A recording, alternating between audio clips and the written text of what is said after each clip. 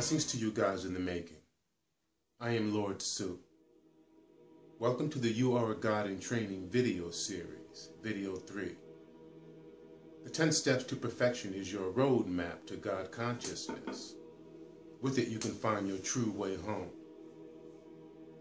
The 10 Steps to Perfection is broken up into 4 different attributes of God, which can be used to determine your level of spiritual advancement, taking all of your past lives into consideration. The first, stillness, is your ability to relax your spiritual bodies to the point of absolute no movement to absolute silence. In the physical universe, it's all about the movement of sound, matter, and energy. This is the realm of spinning atoms. Everyone here is into action. The more, the better. No one really wants to be still, and when they do, most find it difficult to relax the physical body except during sleep. But with the proper spiritual exercises, soul can move up through the realms pretty easily. On the astral plane, you learn to quiet your feelings and emotions to prevent them from interfering with your submersion into a deeper level of consciousness. On the causal plane, you come face to face with the patterns that have shaped your many lives. In this stillness, you begin to recognize the societal influences that have kept you in a prison of conformity. Conformity being spiritual stagnation. On the mental plane, you learn to quiet the mind in all of its voices. In this stillness, you release the tendency to break the all into separate pieces. This allows for a fuller expression of the divine mind of God to work through you. In the stillness of the etheric plane, all instincts you've created throughout your many lifetimes to protect yourself from God finally disappear. Since everything you thought you were no longer exists, you must now place your full, absolute trust in a power greater than yourself. And you do. The next divine attribute is transcendence. It is your ability to release yourself to the upward and inward pull of God until you reach the God-conscious state.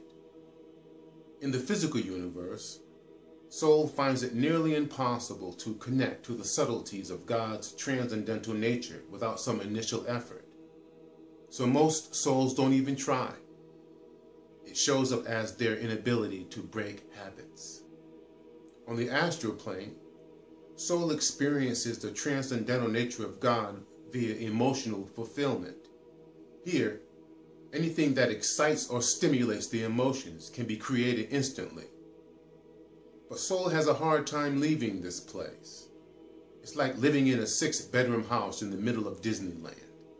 On the causal plane, the transcendental nature of God is experienced via new spiritual formulas, which soul uses to erase the patterns that have previously shaped its lives.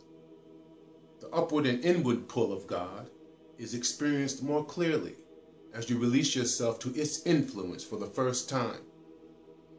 On the mental plane, soul connects with the divine mind of God for the first time, which gifts it with the ability to create anything it wishes, as long as it is of a divine nature.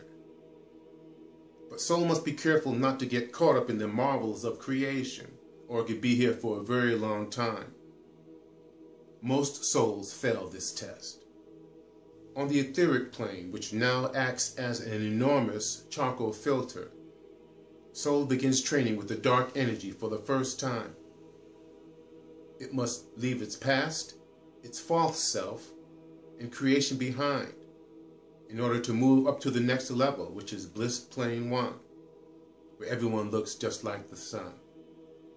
Of further spiritual note, unlike the transcendental experiences existent in the lower realms, where soul finds itself being lifted up via surrender by the Lord of that realm, here, soul has to jump on its own, with no assistance, across the Black Sea, across the void, to spiritual freedom. This is where courage and strength of being is absolutely necessary in order to proceed. The next divine attribute is love. Love is your ability to allow the divine love of God to shine through you in all of existence until you become this great love itself. In the physical universe, love doesn't show itself much at all, except in the form of self-love and love for the immediate family. On the astral plane, love is expressed in the excitement and stimulation of the emotions, which in turn expands your love past your immediate circle to include the love for others. On the causal plane, you begin to love God for the very first time. You can actually feel His presence shaping your inner and outer lives. Here, you get to examine all of your past lives from the perspective of an expanded love consciousness, and then put everything in its proper order. On the mental plane, love takes the form of beautiful creations, which awe and inspire the heart to participate more fully in God's creation. Your thoughts are sublime as you converse with angels in the gardens of the temple. On the etheric plane, love disappears, just like everything else. As you cleanse yourself of the last remaining embers of false consciousness, the true worlds await you now with their endless skies of blinding bliss light, expressing a love so supreme, only the purest hearts will ever know these realities. The next attribute is purity. By Webster's definition, purity is freedom from adulteration or contamination. It is freedom from guilt or evil. It is innocence.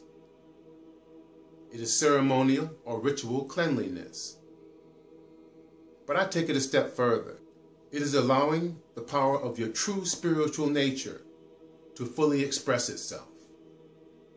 In the physical universe, purity is non-existent, as soul finds itself lost in an infinite mixture of opposing energy fields.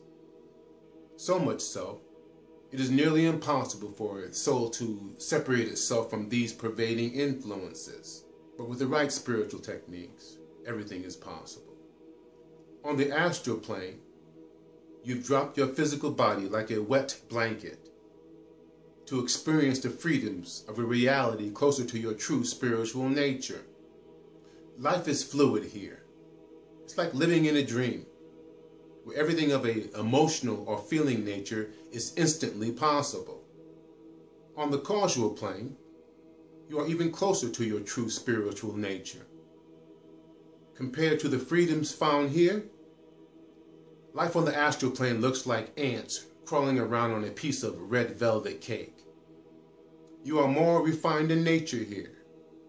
If you can imagine a world where everyone is a man or woman of God with magic powers, that's how it is here.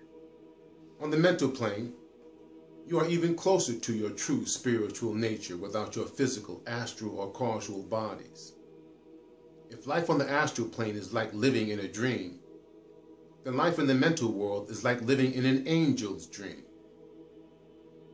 Jesus came from the mental plane, for those of you who didn't know.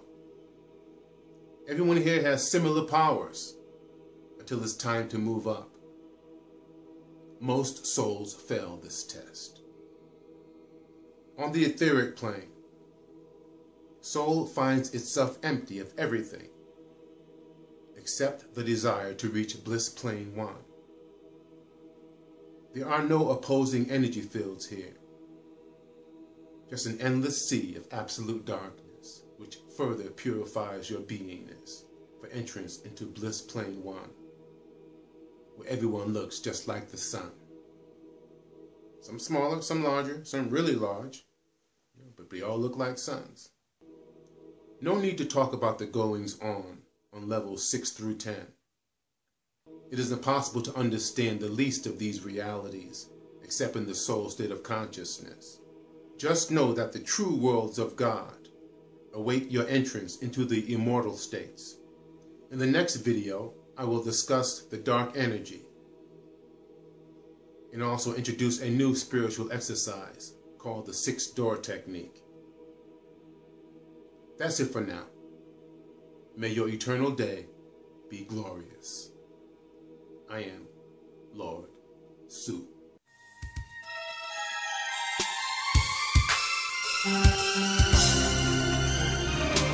When the world was born, love was playing.